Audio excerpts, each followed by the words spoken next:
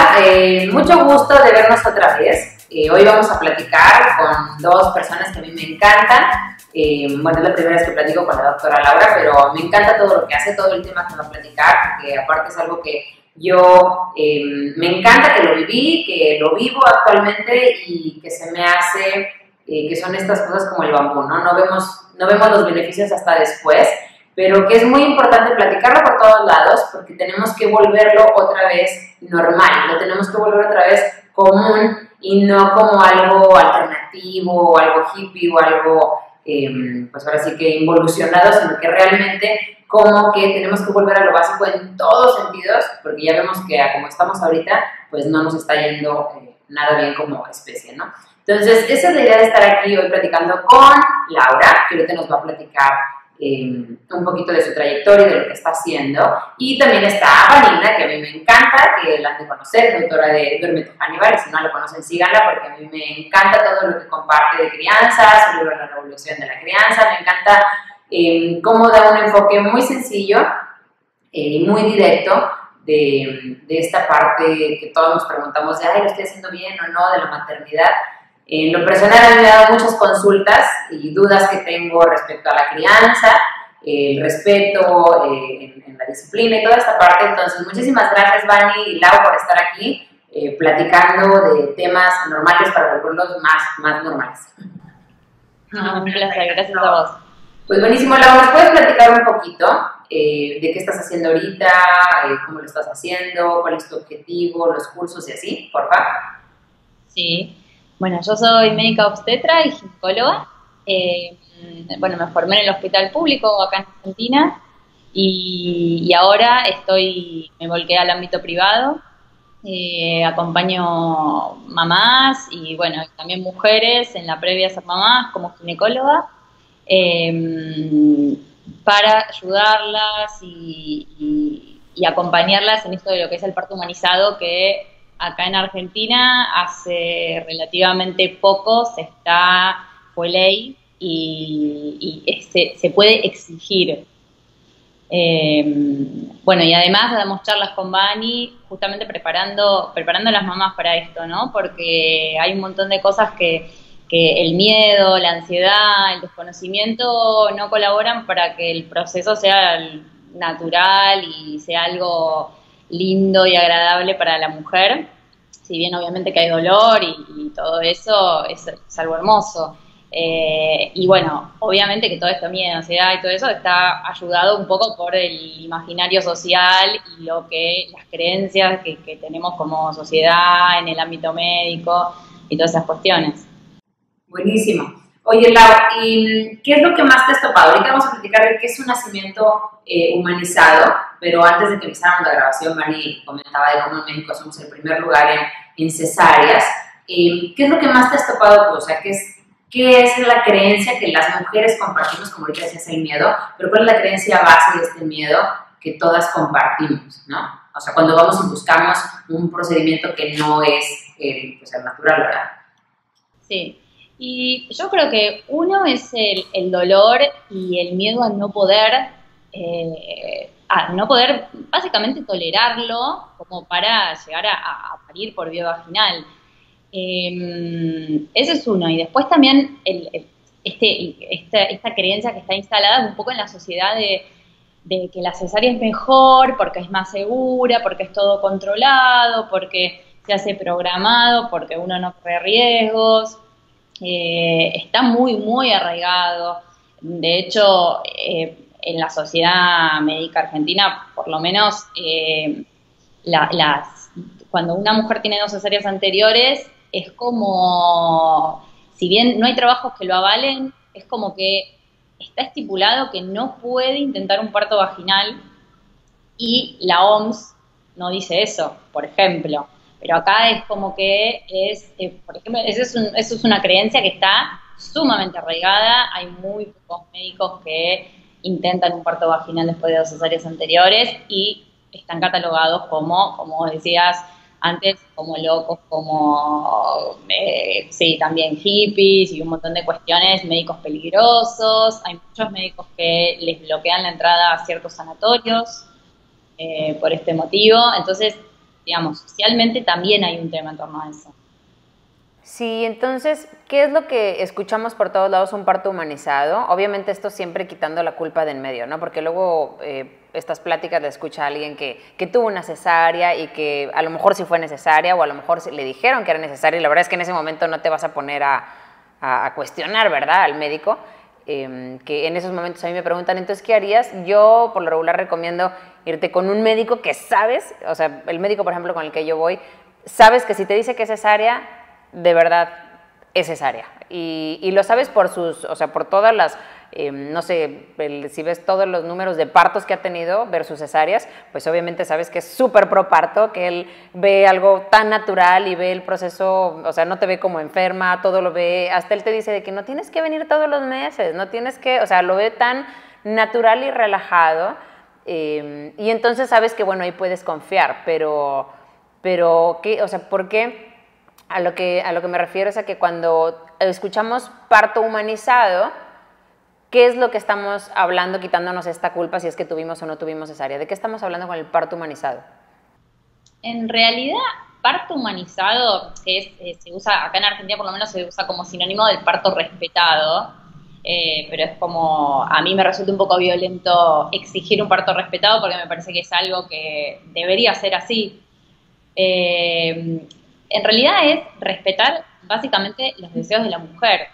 Ojo, que parto respetado también puede ser una cesárea porque la mujer tiene determinadas creencias, miedos o lo que sea, y que uno le habla de los beneficios del parto vaginal para ella, para su bebé, y así todo, ella sigue eligiendo una cesárea, eso también es un nacimiento humanizado. Sería respetar los deseos de la mujer, ya sea si elige un parto vaginal, por ejemplo, si ella puede elegir la posición en la que esté durante su trabajo de parto y durante el nacimiento, elija ciertas, digamos, dentro de lo que se puede elegir, elija ella, digamos, se le dé elegir entre dos opciones, que sean las dos viables, obviamente, y siempre que todo esté bien, que su bebé nazca bien, que no haya ningún inconveniente, que ella pueda tener a su bebé con ella, que no sea separada una vez que nace, sobre todo respetando la hora sagrada, que lo pueda poner al pecho. Y bueno, no sé cómo será allá, pero acá por lo menos es un poco difícil de cumplir. Sí, bueno, acá cada vez escucho un poquito más, digo, o al menos entre las personas que yo conozco, se escucha más que respetan lo que cada quien solicita, pero sí se da esto que te comentaba del médico, ¿no? De repente sí dicen que son pro parto, pero no sé, a los 4 meses de que están embarazadas ya les están diciendo que lo más probable es que sea cesárea, entonces como que desde ahí dices, pues sí está un poquito, pues difícil, ¿no? El estar prediciendo, ¿no? Esto, pero bueno, la idea aquí es si tú puedes entonces tener una cesárea que sea respetada, ¿ok? O sea, no necesariamente si tienes cesárea, que te digo, como que quitar un poquito este estigma, que es lo mismo de la lactancia, porque yo en lo personal he tenido una de mis mejores amigas que no pudo lactar, o sea, no le fue posible, sí tenía, creo que Vani la conoció, tenía un problema de verdad, entonces sí creo que muchos meses se quedó, pues, obviamente sintiéndose como culpable, etcétera, y es que quería esto, y entonces esto le provocó algún otro tipo pues, de insatisfacción, ¿no?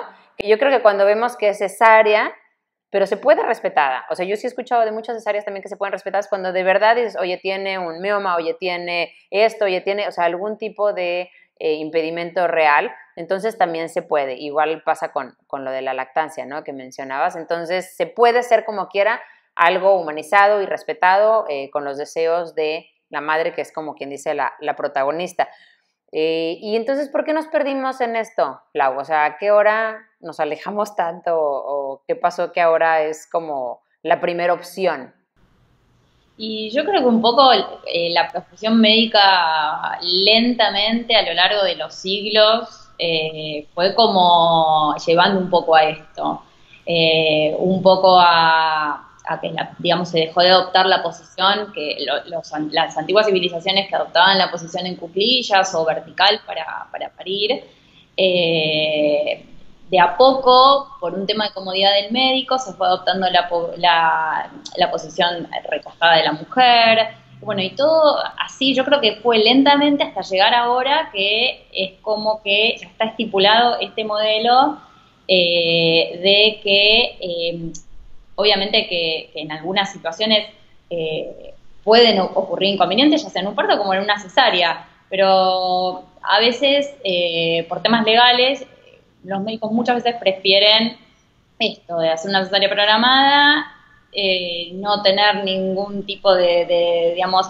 más allá de que obviamente es más rápido para ellos, porque los trabajos de parto pueden ser muy largos, es como asegurarse de que el trabajo de ellos está cumplido y bueno, después si el bebé tiene algún tipo de dificultad en la adaptación respiratoria o lo que sea, que generalmente siempre es algo menor, bueno, le echan la pelota a los neonatólogos y se encargan los neonatólogos y bueno, para el médico fue más cómodo.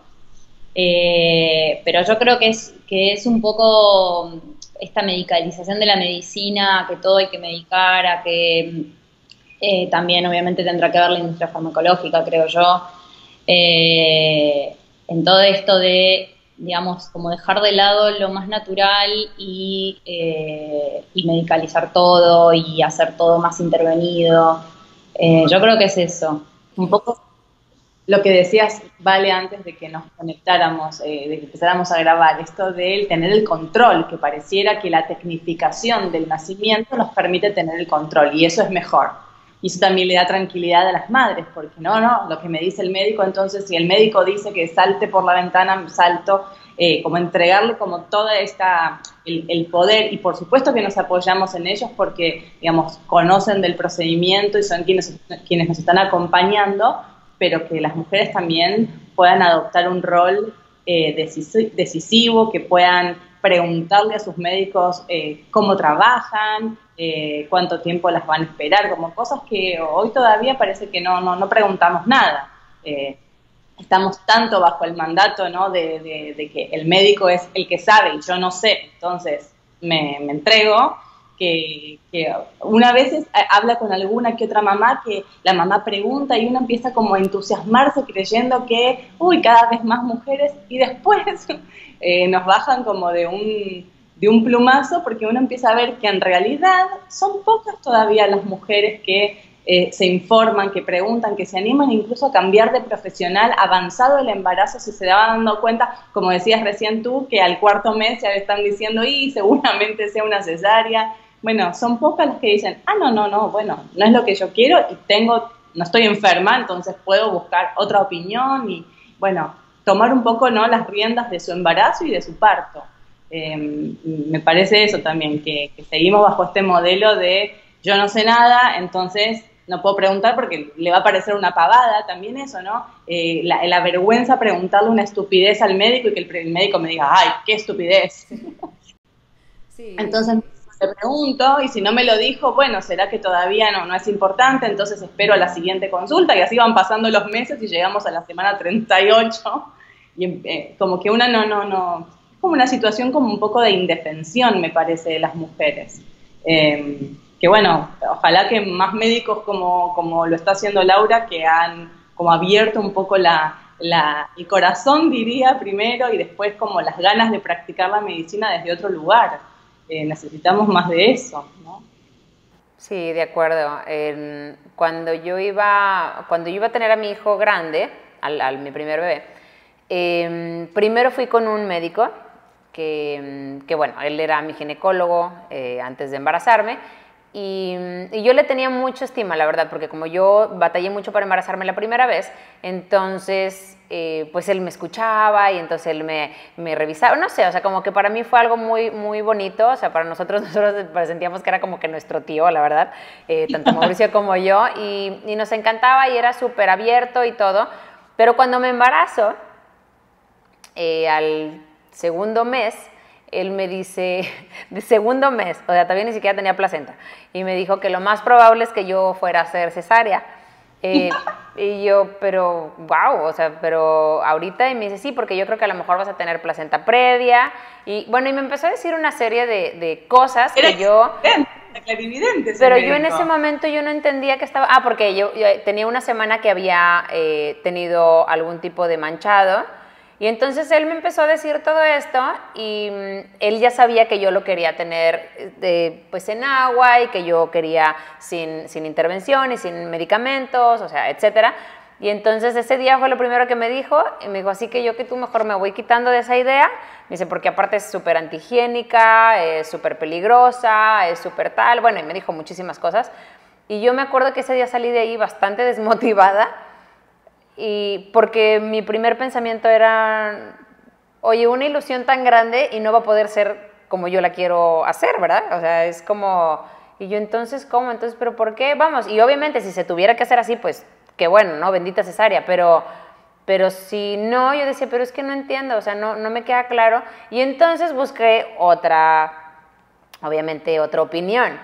Y cuando voy con la otra opinión, que me habían recomendado, que obviamente era del equipo, de quienes sí lo hacían así y todo, fue otro panorama. O sea, él me decía, no es posible que tengas placenta previa, los manchados son normales y tal, y tal, y tal. Me explicó todo, me prestó libros, me relajaba, o sea, vamos, como que era muy objetivo, ¿no? O sea, incluso él me decía, bueno, Valeria, yo te voy a decir una cosa, o sea, si no está algo bien, pues entonces la naturaleza lo va a saber y tú tendrás que procesarlo. O sea, vamos, él era como muy directo y muy objetivo, que a mí me hacía entender las cosas no como un peligro, ni no como miedo, ni no como que yo voy a tener la culpa, sino muy diferente. Entonces yo creo que eso que mencionas, Vani, es, o sea, el médico que tú le das todo el poder porque tú se lo das, pues sí buscarte a alguien que entonces él mismo te lo regrese, ¿no? O sea, te empodere y te diga, es que eres tú, es que yo qué te voy a decir, es que tú eres la que puedes, es que no estás enferma, estás embarazada, es que esto es natural, es que las mujeres llevan pariendo siglos, es que...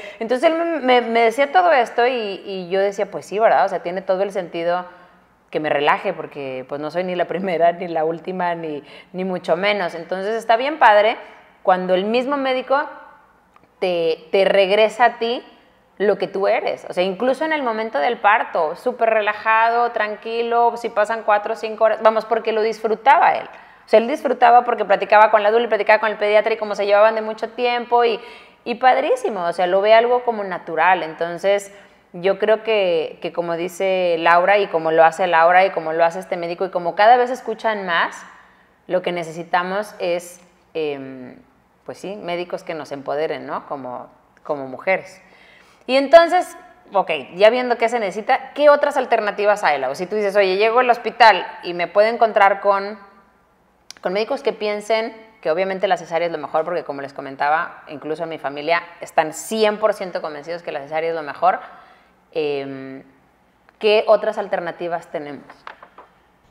Y mira, yo lo que les aconsejo siempre, o algunas de mis chicas que yo acompaño, me traen historias de amigas que les pasan determinadas cosas.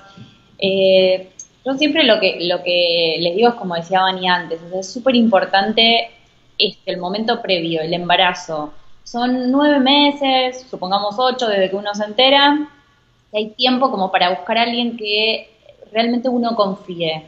Yo siempre en la primera entrevista le digo a las mamás, es súper importante que seamos un equipo.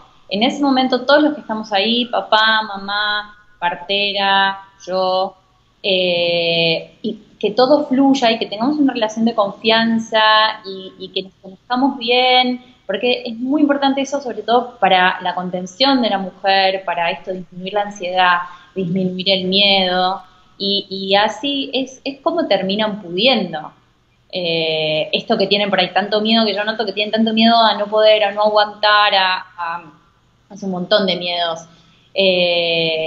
Creo que es como terminan pudiendo y charlando y hablando de esto, y bueno, y con las charlas que damos con Vani, hablamos un montón de muchas posibilidades, de romper bolsa antes de tiempo, antes de empezar con contracciones, pérdida de tapo mucoso, que son dos situaciones que por ahí a una mamá que en su primer embarazo le estresan, porque no saben qué es lo que está pasando. Como decirles, esto es normal, es natural, pasa así, no te asustes, no hay que salir corriendo, porque, digamos, en el sistema, acá en Argentina por lo menos el sistema privado funciona generalmente, ¿no? Algunos que son semi-privados es distinto, pero el privado, cada mamá va con su médico en el momento, o sea, hablan por teléfono, arreglan con partera, con médico y se encuentran en el sanatorio. No es que uno va a ir al sanatorio y les va a tocar el médico que está de guardia, de turno. Eso pasa así en los hospitales. Entonces, uno, digamos, por lo menos en el sistema privado, es la herramienta que uno tiene desde que la persona que los va a acompañar en ese momento del nacimiento, que sea alguien en plena confianza y justamente hablar todo esto, lo que decía Vani. Yo tengo muchas mamás que se pasan conmigo a los 7 meses de embarazo o he tenido algunas a los 8, porque algo no les cerraba y no les daba confianza y de alguna forma como por ahí les dijo algo sin decirles, no, bueno, mira, yo la verdad que estoy más tranquilo haciendo cesáreas. Sin decir eso, es como que ellas se van dando cuenta, como que hay que estar atentos a eso, me parece, como para, digamos, no caer en situaciones que uno no quiere. Sí, ok, entonces, y vemos este tipo de alternativas, ya te buscas a alguien de confianza, pero la única alternativa es o hospital o casa, entonces, o sea, básicamente eso es lo que hay ahorita. Y mira, casa te diría que hasta por ahí es una alternativa, o sea, está la alternativa, hay equipos que acompañan en casa. El tema es que, por ejemplo, digo, para que vos notes, por lo menos acá en Argentina, cómo está excluido el sistema del parto en casa. Por ejemplo, si uno tiene una prepaga y uno va con un profesional privado, si uno va al sanatorio, la prepaga le reintegra cierto dinero, si es que cuenta con servicio de reintegros. Si uno lo tiene en casa, no. O sea, tú puedes tener un servicio de salud privado, pero si no vas a tener a tu bebé en el sistema y eliges un equipo que atiende por fuera del sistema, esa empresa de medicina privada no te reintegra nada, porque no has tenido un parto fuera del sistema, digamos.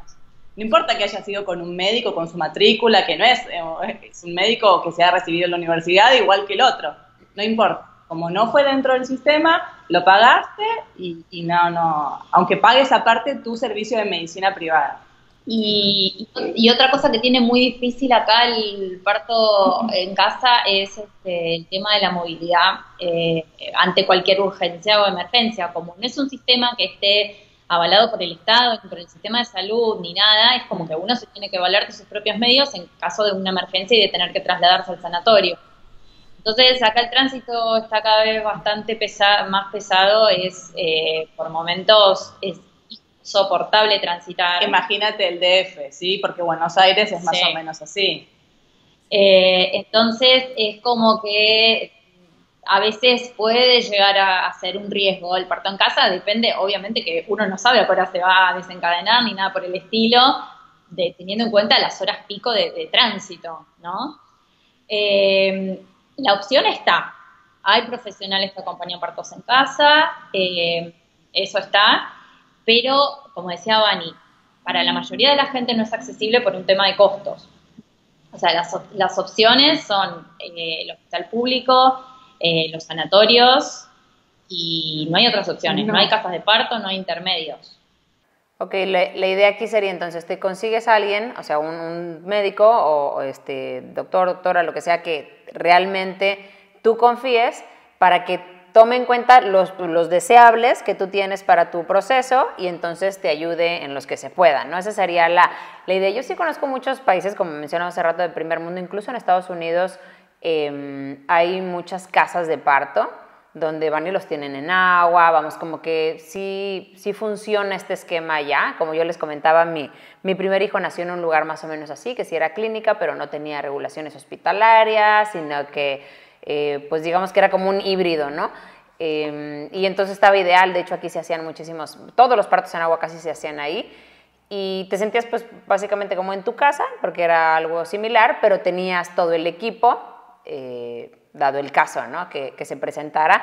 Yo creo que esto que mencionas es súper importante porque a veces hay personas que dicen, sí, me la voy a aventar en casa, pero también tiene su lado, ¿verdad? O sea, hay que obviamente que sea un equipo preparado que pueda atender cualquier tipo de riesgo que haya en casa, porque cuando yo lo tuve en casa, mi segundo bebé, pues te llevan desde el oxígeno, o sea, vamos, está todo contemplado, no es tampoco así. Pasaba por aquí y vine a atender el parto. Sí, exactamente, claro. Exacto, o sea, desde meses antes se está planeando, se revisa el lugar, llevan unas cosas, llevan otras, que si la alberca, que si la funda de no sé qué, que si para la tubería, y que se revise el agua, y que se revise, vamos, tiene toda, o al menos en mi caso sí tuvo toda una ciencia, incluso la revisión de mi bebé, ¿verdad? O sea, que el cordón esté bien para que no vaya a ser que al rato esté circular y entonces no pueda bajar fácilmente. Tienen, no me acuerdo qué llevaban para las hemorragias, si es que dado el caso, no sé qué te ponen, no recuerdo, pero tenían algo en el refrigerador que tenían por cualquier cosa, de cuando saliera la placenta. Vamos, todo estaba muy bien cubierto, ¿no? Y entonces eso también a ti te da mucha más tranquilidad. Y más, si el embarazo ha sido saludable y tú estás saludable, etcétera, te van checando el peso. Obviamente, eso es así como me decía el doctor, es que si llegan personas aquí y de repente tienen arriba de 15 kilos de sobrepeso, o sea, bueno, de peso con el bebé, dice, yo ahí sí ya no puedo, dice, porque ya me empiezo a arriesgar yo. O no me acuerdo si eran 15 o 17, vamos, pero él tenía como su estándar, porque dice, entonces a mí ya me hace saber que la persona no está como muy, no sé, o sea, no me acuerdo bien lo que él mencionaba, pero como que no se le hacía que o él llevara todo el embarazo saludable o que, etcétera, ¿no? Entonces le decía, yo sí necesito ver, me dice, yo veo la persona, veo los hábitos, veo la distancia a su casa, veo, o sea, vamos, son muchos puntos que tanto la dula como el ginecólogo, el pediatra no tanto, de hecho no llegó, llegó ya bien tarde después de que naciera mi segundo bebé, pero bueno, ya era el pediatra, ¿verdad? Ya nada más llegó a la evaluación y así, pero pues sí, de que fue muy rápido, era el segundo, entonces obviamente fue más rápido, y entonces él llegó más tarde, pero creo que sí hay muchos puntos que considerar también para que sea en casa. Pero entonces, a las personas que van al hospital, ¿qué es lo que pueden hacer? ¿Qué es lo que pueden pedir? O sea, ¿cómo podemos cambiar esta parte en pro de los beneficios que nos puede dar, que ahorita nos cuentas los beneficios? Y mira, yo te cuento más o menos cómo hacemos con las chicas que yo acompaño. Digamos, ellas pueden elegir, no sé si en México tienen la opción de elegir entre darse la epidural o no. Acá sí, si tienen prepago, obviamente. Entonces, bueno, vamos hablando de eso de antemano, en las charlas lo volvemos a hablar, los pros, las contras que tiene darse la epidural. Y a pesar de la epidural y todo, puede ser también un parto, digamos, con mínima intervención, porque ya contamos la epidural, ya es una intervención, y ya ahí, bueno, estamos hablando 100% de que tiene que ocurrir en un sanatorio, ¿no? Pero bueno, por ejemplo, antes de ayer tuve una mamá que tuvo su epidural y tuvo su bebé en cuclillas. Y lo agarró ella y ella lo ayudó a nacer y yo estaba ahí, nada más le di una manito porque le faltaba girar un poquito para poder sacar los hombros, pero se puede. No es que es imposible, o sea, se puede tener intervenciones porque ella no aguantaba el dolor, quería la epidural, perfecto. Eso también es respetarla. Es respetar sus deseos, ¿no? Entonces, bueno, tuvo su peridural y lo tuvo así como si hubiese estado en casa, porque estaba en cuclillas arriba de la camilla, estábamos la gente necesaria, o sea, la partera, el papá, la mamá, yo, después llegó la neonatóloga, que es la pediatra, y fue así, fue como casi en casa. Entonces, yo siempre trato de como tratar de recrear lo mayor posible el estar cómoda. Si bien obviamente no es lo mismo estar en casa, en el living de casa, que en una sala de partos en un sanatorio, ellas se llevan su pelota, si quieren, si las relaja, estar sentadas en la pelota, en el periodo dilatante sobre todo. Hay algunos sanatorios acá que cuentan con bañera, no todos, pero hay algunos que sí, entonces tienen la opción de meterse en el agua.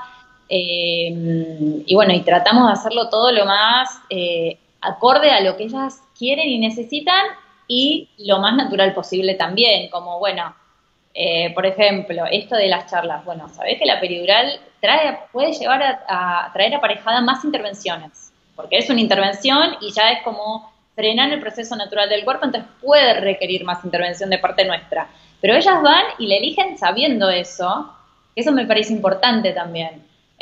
porque es como esto, estar informadas y elegir en base a la información cierta, no en base a, uy, bueno, pero yo elegí la peridural y después me tuvieron que hacer tal cosa y yo no sabía, entonces si no, no sé si lo hubiese elegido. Entonces un poco eso es lo que tratamos de buscar con mi equipo. Ok, buenísimo. Sí, yo creo que se puede, ¿no? O sea, porque como te decía, sí, tampoco podríamos pensar que la única solución es todo el mundo en casa. O sea, yo creo que debe de haber ahí un intermedio. Ojalá que empezaran a salir más casas de parto en algún lado. Estoy seguro que eventualmente alguien debe de ver esta gran oportunidad que hay en muchos países, sobre todo latinos, para que uno tenga un punto intermedio, ¿no? Que pueda tener un equipo, pero que pueda tener también esta parte. Y ahora sí, los beneficios, ¿cuáles beneficios le ves tú a este tipo de parto? No tanto humanizado, sino al parto sin intervención, sin, por ejemplo, sin epidural, o sea, todo esto, ¿qué beneficios le ves tú, sobre todo para el niño? Y bueno, para el bebé ya, por el hecho de ser un parto vaginal, ahí tenemos la mayoría de los beneficios que son, por ejemplo, impregnarse de las bacterias que viven en la vagina de la mujer. Cuando atraviesa la vagina se impregna de las bacterias y eso lo protege. De por vida, eso, digamos, parece mentira, pero es algo que no es del momento ni de los primeros días. Es algo que lo va a acompañar toda su vida. Digamos que tienen menor probabilidades de ser chicos que tengan asma o enfermedades alérgicas, digamos, todas esas cuestiones más pulmonares, bronquiales. Después también favorece el apego, porque todos los mecanismos y las hormonas que se generan en la madre y que algunas pasan por la placenta al bebé, favorece primero este instinto en la madre y segundo que el bebé también está digamos, está más despierto y con otro estado de alerta por lo que pasó, por el canal de parto por el que pasó, que él estuvo trabajando también, como para favorecer el vínculo y empezar la lactancia y que la lactancia sea exitosa de entrada. Y también obviamente todo lo que es, pensá que los bebés adentro de la panza, los pulmones están llenos de líquido y cuando sale se tiene que llenar de aire de golpe. Entonces, pasar por el canal de parto es como si exprimiera esos pulmoncitos que son como esponjas, como para sacar el líquido lo máximo posible. Después siempre siguen echando líquido por la boca, pero bueno, favorece un montón la adaptación al medio ambiente que es aire, que antes era agua para sus pulmones. Y emocionalmente también, o sea, emocionalmente esto de que la mamá esté atravesando, que estén en su cuerpo circulando a pleno y las hormonas que tienen que estar en el trabajo de parto favorece que la madre tenga menos depresión postparto y se pueda conectar mucho mejor con su hijo. Y bueno, más que nada eso, pero sí tiene amplios beneficios con respecto a la cesárea. Buenísimo. Sí, la verdad es que a mí también me encanta todo este tema. Hay un documental que me encanta que se llama Microbirth, que ahí viene, como quiera, ahí lo ponemos en la pantalla para que sepan cuál es, que está súper recomendado. Viene todo esto que mencionas. A mí se me hace algo muy, pues digamos, novedoso en cuanto a conocimiento, porque como que antes no lo hubieran visto gran beneficio, pero sí es súper importante, ¿no? El sistema inmunológico, cómo se puede pues todo acomodar tanto a la humanidad, ¿no? O sea, qué está pasando ahorita con las autoinmunes y toda esta onda que obviamente va asociado también, que estamos cambiando la forma de nacer, ¿no? O que le estamos, pues sí, como que modificando a algo más mecanizado. Y entonces, Vani, ya que llega el bebé y ya que vemos todos estos beneficios y todo, ahora sí viene, ¿cómo verías tú la lactancia? O sea, la lactancia, ¿qué es? Es como la continuación, siguen ellos como con nosotros, pero ahora afuera. ¿Cómo ves tú esta parte de que ya la lactancia es tan importante aquí? Es exactamente eso, ¿vale? Es la continuación. Y entenderla así es lo que nos permite, digamos, garantizar un poco las posibilidades del éxito, porque no son procesos disociados. A veces dicen, bueno, una mamá que tuvo su bebé por cesárea, ¿puede luego tener dificultades con la lactancia? No desde lo fisiológico, ¿no? Digamos, no el cuerpo de la mujer, digamos, desde el momento en que se produce el alumbramiento de la placenta, los mecanismos hormonales funcionan, digamos, las hormonas del embarazo bajan a niveles casi basales y aumentan el nivel hormonal de la lactancia. Pero si la mujer, digamos, no atravesó este proceso del que decía Laura, entonces hay quizás una situación, hay mujeres que incluso si sufrieron una separación posparto con el bebé, luego les cuesta reconectarse con ese bebé, cuando hay separaciones de 2, de 3 horas, luego esa mamá es como si ese pico de oxitocina que tiene, ni bien está atravesando el proceso de parto, y luego lo expulsivo y queda allí arriba, esperando encontrarse con su bebé, y eso no se produce, quizás después, pasadas bastantes horas, ese nivel de oxitocina baja en ella y en el bebé, entonces hay como que trabajar un poco en ese reencuentro y tratar de hacer funcionar algo que hubiera fluido bárbaro unas horas antes. Entonces, estas intervenciones, digamos, no son gratuitas para ninguno de los dos. Pero sí, habría que tratar de entenderlo como yo siempre hablo como este tríptico, ¿no? De gestación, parto, lactancia, no es una cosa por aquí, una cosa por allá. Y cuanto antes, aprovechando este estado de alerta con el que nace el bebé, que está como dispuesto a encontrarse con la madre, a buscar el contacto visual y listo para decir, bueno, llegué, aprovechar ese estado para que la primera puesta al pecho sea ahí y no más tarde, porque luego el bebé en general se duerme, digamos, esta hora sagrada, que no es una hora reloj, digamos, pueden ser las primeras 2 horas, pero digamos, es el primer momento post-nacimiento.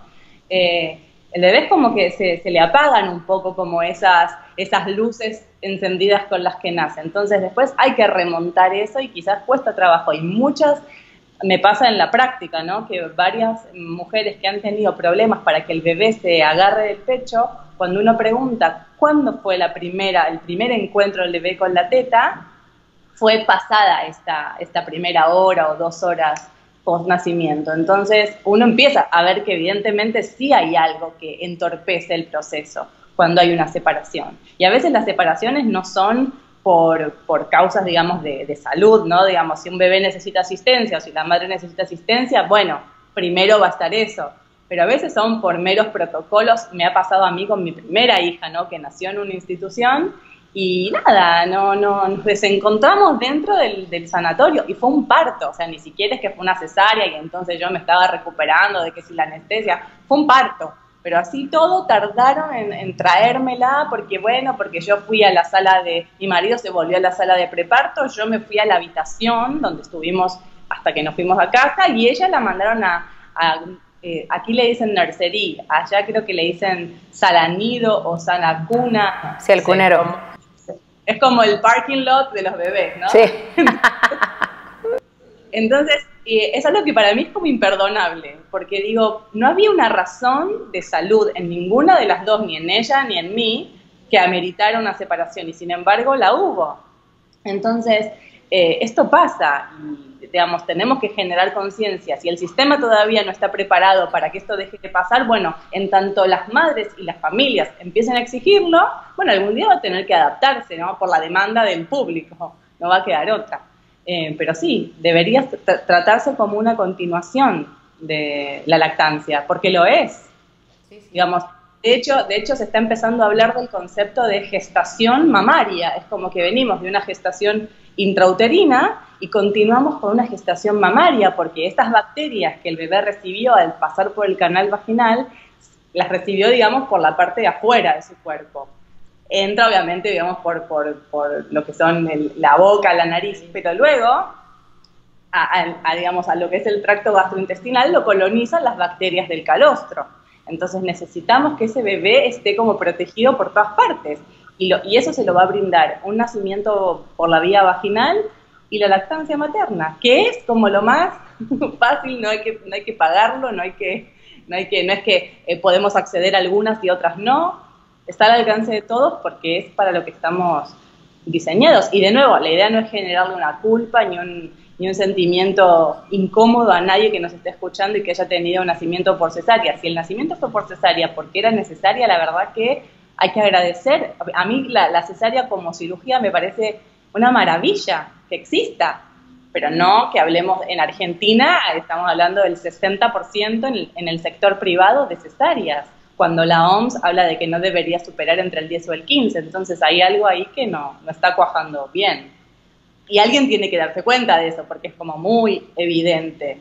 Las mujeres no es que son tontas, entonces tienen que darse cuenta. Esto que decías vos, de ver un poco el antecedente del médico, de cuántos partos ha atendido y cuántas cesáreas, y darse cuenta de cómo trabaja. Sí, fíjate que a mí me da, o sea, como que mucha risa los prejuicios con los que todos los adultos tenemos, y cómo yo creo que cada vez se vuelve más, no sé, o sea, ver los pechos y ver a las mujeres enseñándolos tan normal para eso, y no es normal en la lactancia, porque mi chiquito, que ya tiene meses sin lactar, tiene 3 años ahorita, pero ya tiene varios meses, cuando se va a dormir, nos dormimos en la noche y bueno, pues hacemos colecho y entonces se duerme, pero aún al día de hoy él todavía se pega como si fuera a tomar, o sea, no sin playera, sino sobre la misma playera se pega y me está sobando. Entonces él se duerme, es como su forma de, para él eso le da como tranquilidad y así se duerme. Pero ¿cómo lo vemos los adultos? Que cuando una de mis hermanas lo vio, porque estaba durmiéndolo en la siesta, bueno, ya ni me cabe, ¿verdad? Pero lo estaba durmiendo en la siesta, y entonces él me agarra y así se duerme. Mi hermana me decía como que, ¿pero por qué hace eso? O sea, ¿y por qué lo ves normal? Y yo decía, porque para él es como un recuerdo tan increíble. O sea, él me ve saliendo de bañar y se acuerda y me dice, ay, Pablo se le acabó toda la leche, ¿verdad? O sea, él como que para él es como algo muy bonito todavía, ¿no? O sea, muy, no sé, o sea, lo ves y cómo ahí se pone como tranquilo, se serena, ¿no? Incluso ya no lactando.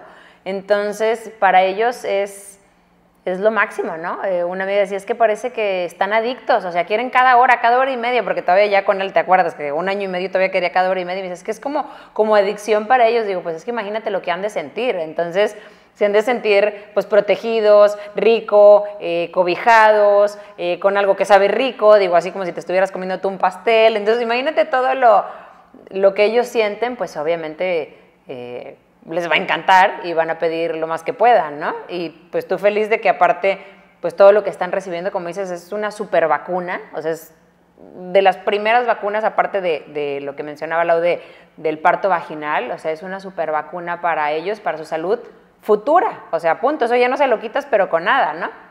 Entonces, aunque tengan muy malos hábitos, es una gran ventaja tener perfecto sistema digestivo, microbiota balanceada, ¿no? O sea, lo que dices del calostro, entonces es un súper regalo que lo deberíamos de ver así, o sea, como dices, me encantó ese término de como la gestación, ¿no?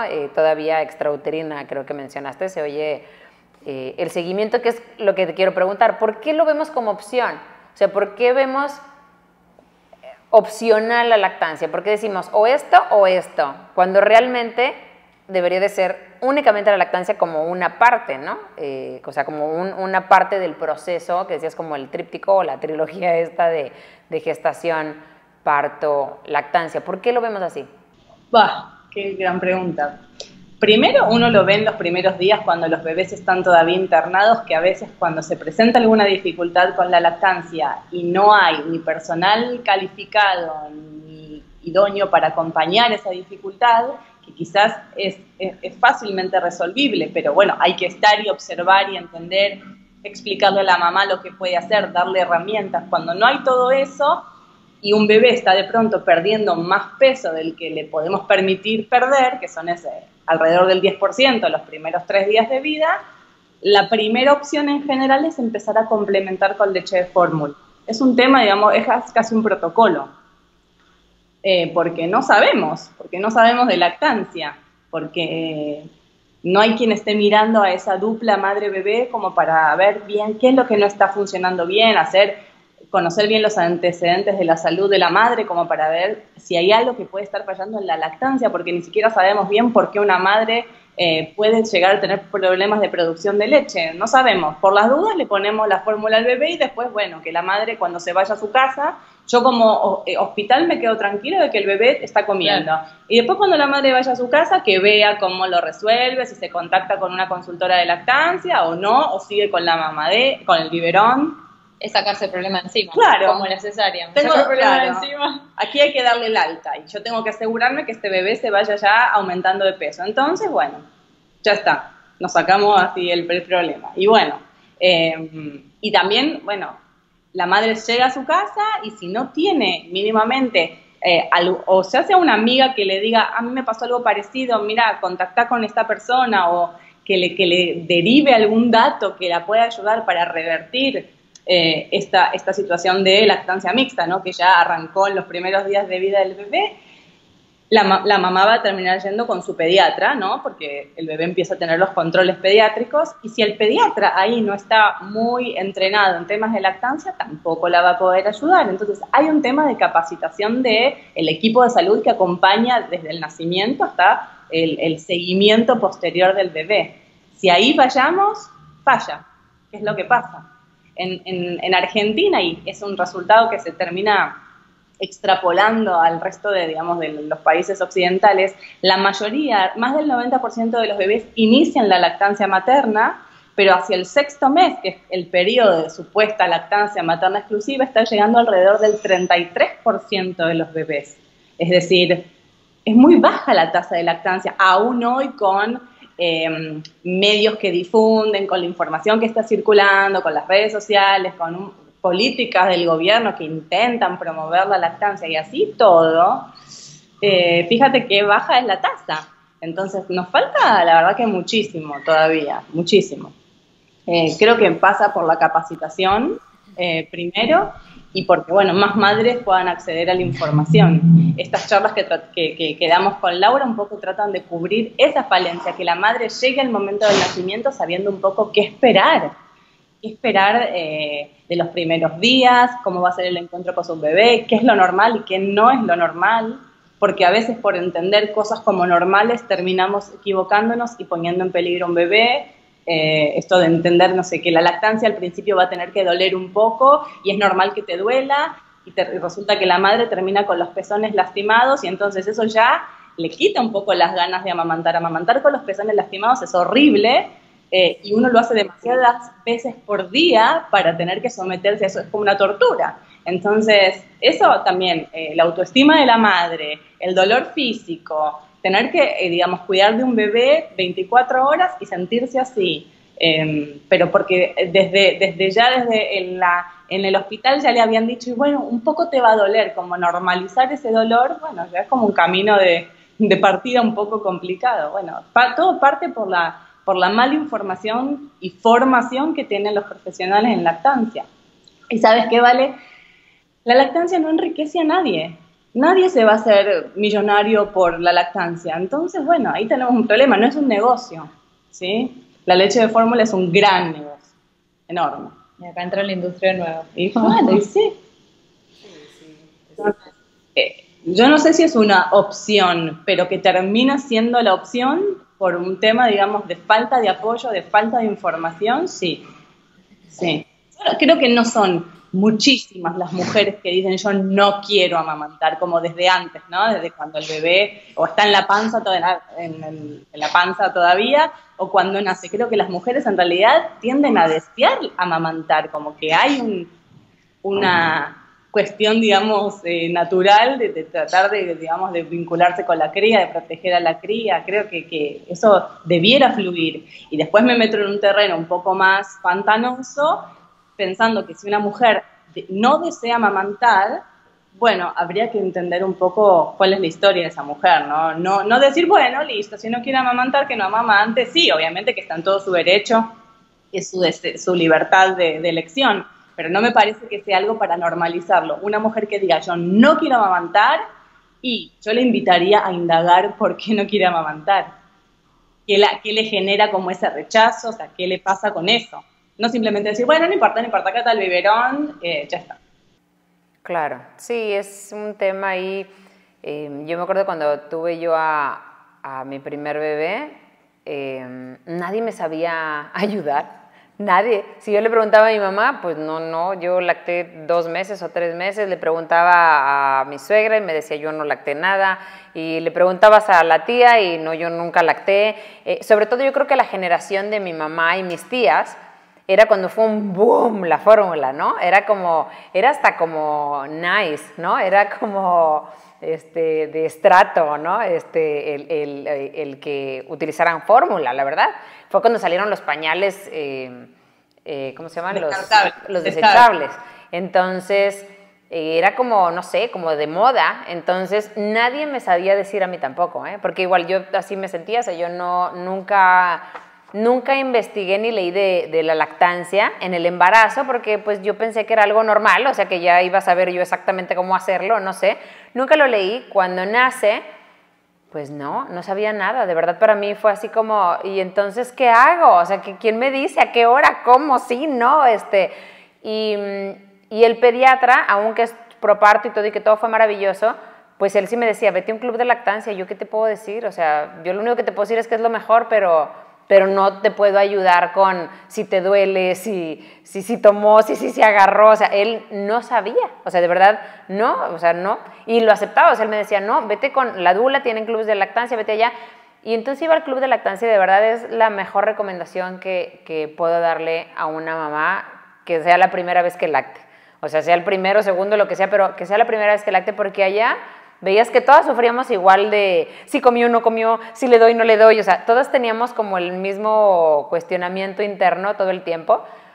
Y te calmaban y veías a todo el mundo desvelado y entonces todo el mundo comprometido y todo el mundo ahí con el bebé. Entonces como que bueno, te sientes como acompañada en ese proceso de personas que lo ven normal, otra vez, o sea, que es el normalizarlo y pues bueno, que es parte de, ¿no? O sea, es parte de ser mamá. O sea, ahora sí que yo siempre cuando me preguntan, es que es muy difícil, y dices, bueno, pues la verdad es que si pensabas que tener un hijo iba a ser lo mismo, pero pues ya nada más con alguien ahí, pues la verdad es que idealizamos la maternidad, siento yo. O sea, siento que idealizamos ver las fotos y ves a la mamá sentada con 2 niños sonriendo, pero pues no sabes el día que tuvo, ¿verdad? O sea, vamos, idealizamos esta parte, idealizamos el embarazo porque ves a la chava en la foto padrísima con su pancita, que es una bolita, pero pues no, o sea, vamos, tiene todo este trabajo atrás, y es exactamente, yo creo que lo mismo en la lactancia. Tú ves a una mamá nada más así lactando, pero pues claro que no, o sea, no sabes si comió, si se te llenó, si dormiste y no te pidió en la noche, maravilloso, porque dormiste, pero amaneciste así con dolor y caliente, y o sea, vamos, tiene todo su chiste. Y entonces mientras más normal lo vas viendo y te juntas con más mamás que lo hacen normal, y ahorita en internet, pues, es lo más fácil. O sea, te metes y yo me acuerdo que ahí me enteré yo de los brotes estos de crecimiento acelerado. Yo me enteré de todo por internet. Yo decía, esto es normal, lo leía, y entonces veía foros y veía todo lo que opinaban, entonces, no, sí está bien. Y entonces te ibas, y entonces entre el club de lactancia, las amigas que lactaban, internet y todo, pues así saqué la lactancia de mi primer niño, porque si no, yo el segundo o tercer semana le hubiera dado fórmula porque yo estaba muy lastimada. Entonces, pero yo no sabía cómo se agarraba, pues yo pensaba que él iba a saber agarrarse. O sea, no. ¿Sabes una cosa, Vale? Estas cosas se heredan culturalmente, y nosotras, nuestra generación, como bien dices, nuestras madres no han amamantado demasiado, no nos criamos viendo niños ser amamantados. Entonces nos encontramos con esa experiencia por primera vez y no tenemos referencias de cómo se hace. O sea, porque sí, bueno, el bebé tiene un reflejo de búsqueda, un reflejo de succión, pero sostener a un bebé, colocarlo bien al pecho, requiere cierta técnica que, por supuesto, aunque tú hayas visto mujeres amamantar, el día que te toca a ti, bueno, tienes que aprenderlo. Pero ya tienes una idea de hasta cómo agarrar a un bebé, sostenerlo. ¿Por qué hay que saberlo? Uno lo imita, todos aprendemos por imitación. Los niños aprenden por imitación, nosotros también aprenderíamos por imitación, pero no tenemos a quién imitar. Entonces, los clubes de lactancia, internet, han venido a reemplazar la sociedad, que no tenemos como culturalmente instalada la cultura del amamantamiento. La perdimos hace medio siglo. Bueno, todo ha coincidido, ¿no?, con la revolución industrial, con la mujer sale del entorno hogareño para insertarse en el laboral, y tiene, bueno, al niño hay que darle algo, ¿no? Entonces, bueno, se inventó la fórmula, se inventaron los biberones y todo eso, bueno, fue un sustituto, pero que tiene que ver con un cambio cultural. Los niños vienen con la misma necesidad y con la misma información genética que toda la vida. Nosotros hemos como desviado eso por nuestros cambios culturales, porque si te vas a Mongolia, bueno, ellos en ese sentido quizás prevalecen en esas cosas, habrán cambiado su cultura en un montón de cosas, pero en esos valores como más básicos se mantienen. Entonces es un país donde la lactancia dura en promedio 4 o 5 años porque es lo normal. Nadie se lo está preguntando, nadie dice, pero ¿hasta cuándo le vas a dar? No, es como que yo te diga, ¿hasta cuándo le vas a dar plátano a tu hijo? No se pregunta eso, o sea, le doy porque cuando no quiera más, bueno, no tomará. No se cuestiona eso, pero aquí, bueno, estamos midiendo, ¿no? Es la métrica de la lactancia, ¿hasta cuándo? ¿Cuánto? Que si de día, que si de noche, que cada cuántas horas, que cuánto tomó, que si la está tomando porque está comiendo, si la está tomando porque te tiene de chupete, que si le vas a dar chupete. O sea, hay como toda una cantidad de cosas que entorpecen un poco la mirada natural que una podría tener, más relajada, más disfrutable de la crianza y de la lactancia.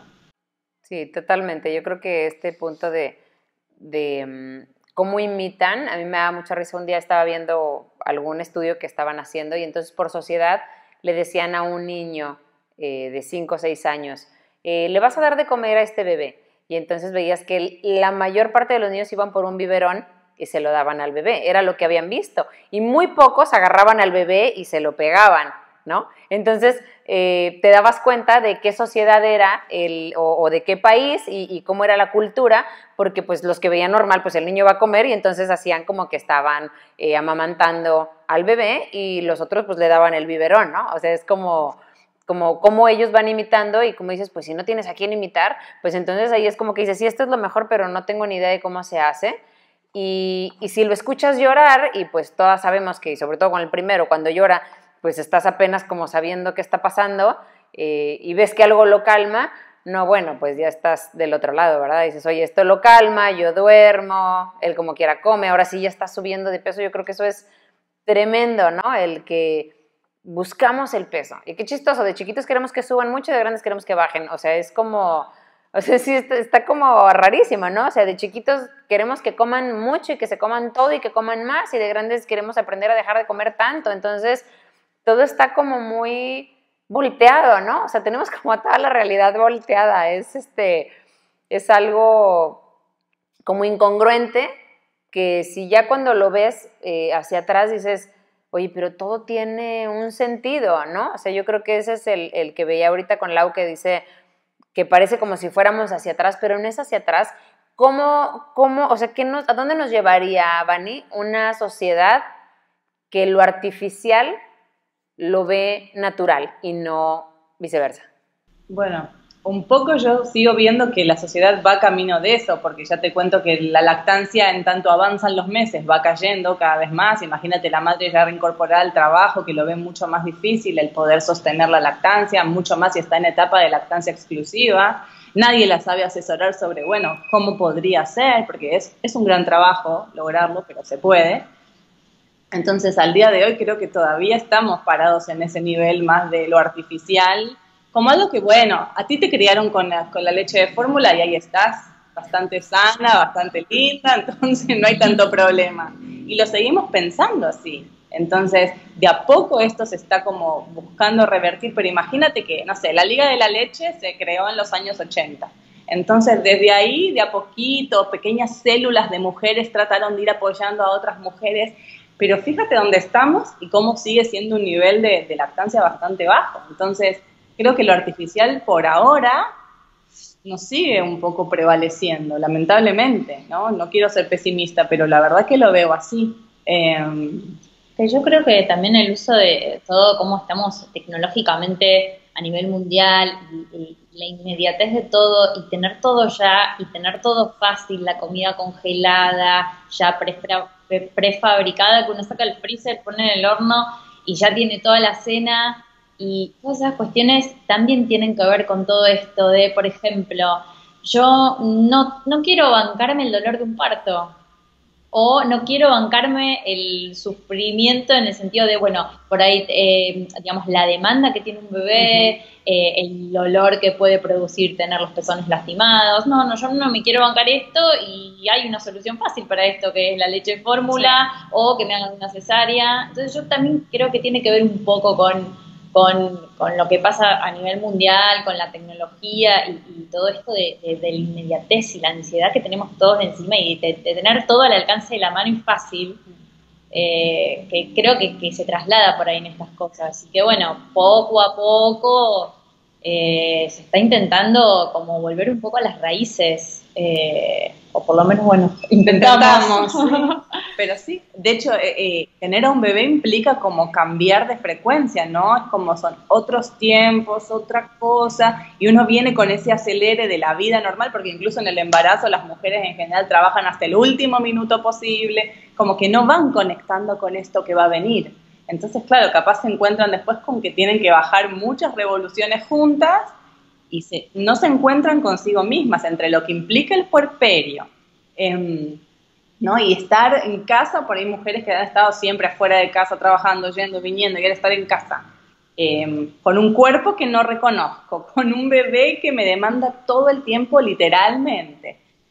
Si no estoy un poco preparada porque me informé, porque conozco otras amigas que han pasado por esto, es un baldazo de agua fría. Entonces, a veces poner el cuerpo implica un montón de cosas, ¿no? Estar realmente dispuesta a entregarse al bebé al 100%. Y bueno, si no logro digamos, amigarme con esa idea, seguramente pueda recurrir a lo artificial como un bastón para poder sobrellevar esta etapa. Bueno, le doy un poco de teta, pero también le doy un poco de biberón, entonces ese biberón se lo da mi marido o se lo da a mi mamá y ahí yo, bueno, un poco me puedo desligar del tema un poco, pero bueno, de nuevo, yo ahí invito a revisar qué es lo que pasa ahí con esa mujer y por qué esa mujer está tan cansada. En general le adjudican a la lactancia un montón de problemas, ¿no? El cansancio de la mujer es por dar la teta, todo lo que pasa es por dar la teta. Y a veces lo que le pasa a la mujer es que está sola. Entonces lo que le pesa es la soledad, no la teta. Y resolver a la mujer eso, un poco de compañía, de sostén, de red, para que ella pueda maternar a su bebé y sentirse medianamente contenida. La mujer vuelve a su casa, el marido quizás ha tenido algunos días libres de licencia por paternidad, pero el marido enseguida, antes o después, vuelve a su dinámica laboral y la que se queda en casa sola horas y horas es ella. Entonces, yo a veces la charla que damos con Laura la termino un poco hablando de esto, que parece un poco pesimista, pero les digo, hay que buscarse una red, no está bueno quedarse sola con el bebé todo el día, es muy agobiante, aún así si la lactancia marcha bien, la sensación de soledad en el puerperio es fea, entonces capaz uno no ni se lo imagina, ay no, yo cuando nazca mi bebé voy a agarrar y me voy a ir y voy a hacer esto y voy a hacer y capaz en ese momento nada que ver, pero hasta que uno no lo transita no lo sabe. Si ese tránsito es en soledad, yo creo que tiene muchos puntos en contra. Entonces yo, de alguna manera, siento la necesidad de transmitirle a las mujeres que se busquen la red, que no se queden solas, que vean, bueno, si no queda otra, bueno, existen estos grupos, ¿no? Estos grupos de lactancia, estos grupos de crianza, buscar otras mujeres en situación de crianza, es un apoyo que no hay como forma de dimensionar la diferencia entre criar sola en las cuatro paredes de tu casa a criar acompañada.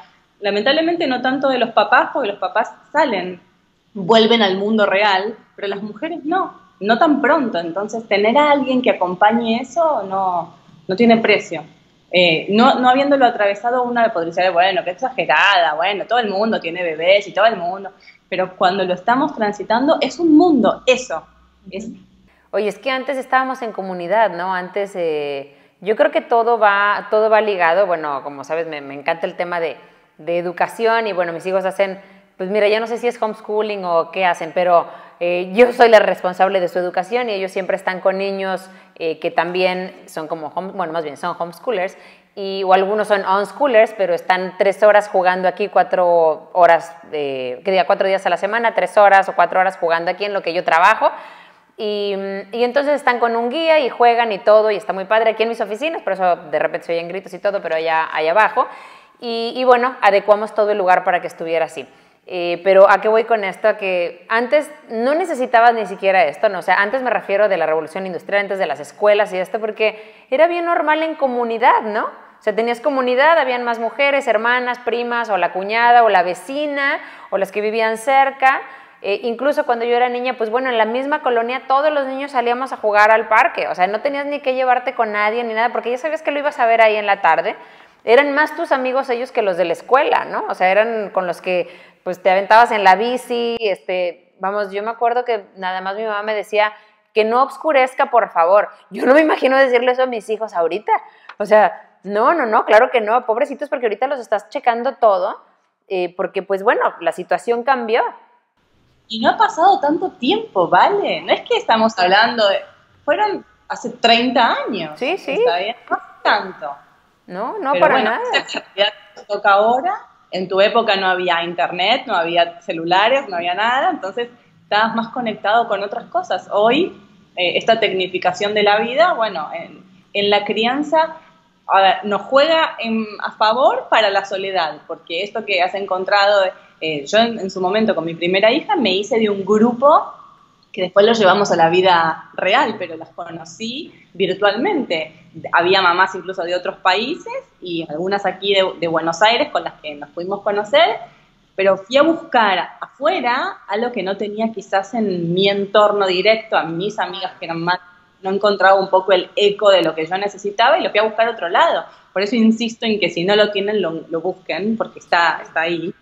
Entonces la tecnología ahí jugó un poco a favor, pero si no, la verdad es que eso estaría bueno tenerlo en la vida real, ¿no? Seres humanos de que no puedan encontrarse. Claro, y alguien que te cuente de esta parte que no vemos, ¿no? O sea, de esta parte donde te duele, donde pues estás cansada, donde estás agobiada, donde estás sola, donde creías que te iba a apoyar tal y no te apoyó, donde te quejas de... O sea, vamos, alguien que te esté, y no porque te esté alimentando esta parte, sino para que no te sientas pues sola, ¿no? Porque a veces puede estar incluso el esposo, puede estar tu mamá, pero yo creo que el posparto es algo muy personal, ¿verdad? Es que es como un proceso, o sea, se muere tu yo pasado y ahora eres otra persona. Y cuando viene el segundo, pues ahora eres otra persona, ¿no? Y entonces va desbloqueando otras cosas de tu infancia, de tu vida, de transgeneracional. Vamos, viene tanto revuelto, ¿no? Que le puedes sacar lo mejor, pero cuando estás sola y te agobias y te cansas y te desgastas, pues es muy difícil, ¿no? Entonces como que cuando tienes comunidad, eso se va como alivianando. Yo me acuerdo que cuando yo era niña, pues la vecina, o sea, con los mismos estos, incluso, y como dices, no fue hace tanto tiempo, pues una me llevaba a la escuela porque mi mamá tenía que irse a trabajar y entonces luego mi mamá se quedaba con la de los de al lado, o sea, era bien fácil todo mundo echarse la mano. Ahorita no se lo, pues si es que conoces al vecino, ¿no? Porque ahorita a veces ya viven al lado de ti y a lo mucho nada más es con la manita porque pues ya como la inseguridad y como no sé qué tanto y mil gente pues ya viaja y luego ya no hay gente ahí, o sea, vamos, ya no es lo mismo y yo creo que eso es lo que no nada más es el tema de la lactancia o del parto, sino que las escuelas, el matrimonio, la mujer cada vez más, estamos más involucradas en trabajar, pero perdemos esto que mencionabas, Vani, que me encanta, o sea, el cuestionarte realmente qué es lo que te importa, o sea, te importa trabajar cada vez más para comprar cada vez más, ¿no? O sea, porque luego ves personas que trabajan para pagarle a la persona que le cuida al niño y para pagar la escuela y para pagar las clases especiales, cuando dices, oye, si yo le doy la clase, si yo lo cuido y si yo, ¿no? O sea, junto niños, pues entonces, pues sale lo mismo, nada más que sin el desgaste, ¿no? Y aparte disfrutando pues de la infancia de tus hijos, que para eso los trajiste. Entonces, no sé, siento que viene como de un cuestionamiento mucho más atrás, ¿no? Como mencionabas de por qué no quieres esto o por qué perseguimos pues ciertas metas que a veces son pues creencias o programación o vimos que estaban padres, las alucinamos cuando teníamos 15 años y vimos Beverly Hills, no sé, o sea, vamos, y se te van quedando y entonces aspiras a eso y te das cuenta que luego estás perdiendo muchas cosas que no van a regresar por ir tras algo que es una ilusión, porque incluso el día que lo tienes, pues ahora ya quieres otro, ¿no? O sea, entonces es como muy, no sé, yo creo que tiene más que ver con nuestra parte profunda, no nada más como mujer, sino como ser humano, el por qué ahora cada vez estamos más deslindadas, estamos más en el mundo laboral y vamos queriendo lo más artificial, lo más rápido, la inmediatez, la tecnología, estar solos y no sé, yo creo que esto tiene que llegar, ahorita que decías que va aumentando, o sea, con todo y lo que se está haciendo, va aumentando, o bueno, va disminuyendo la tasa de lactancia. Me refería a que aumentando las personas que no quieren, pero bueno, a lo que me refiero es a que creo que tiene más que ver con que tenemos que llegar a un punto, ¿no? Así como dicen, tocar fondo, que ya estamos muy cerca, y entonces que ya no haya de otra, ¿no? O sea, que realmente ya no te quede de otra más que, pues, quedarte en tu casa, más que, o sea, vamos, y lo vemos cada vez más. Entonces yo creo que vamos en buen camino. A lo mejor sí nos escuchamos muy fatalistas, pero yo creo que sí tenemos que llegar a un momento en el que digamos, pues es que nos alejamos tanto de lo que éramos que ya nada está funcionando, porque todo está alejado, la comida, la crianza, la maternidad, la lactancia, el parto, las relaciones, las amistades, los círculos, como dices, pues todo el mundo afuera y en un WhatsApp, o sea, todo está tan alejado que tenemos que, o sea, algo tiene que suceder como especie, yo creo, para poder decir, tenemos que regresar a lo que éramos, ¿no?